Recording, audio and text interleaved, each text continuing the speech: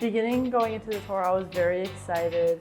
I hadn't heard about tikeaelevator, but I did some research beforehand, so it was really nice to see the factory, to tour, see all the different components that go into making an elevator, as well as where you test it, what safety precautions you have. And I particularly enjoyed the safety demonstration drop. That was very fun.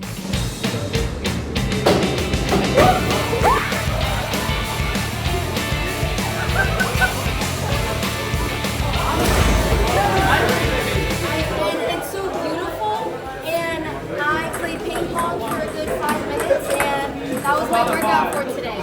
Thank you very much. That was fast.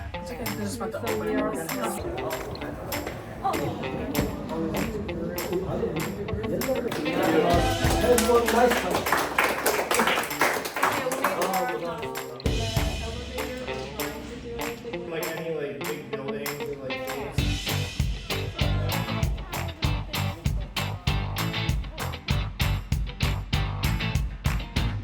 Oh, awesome.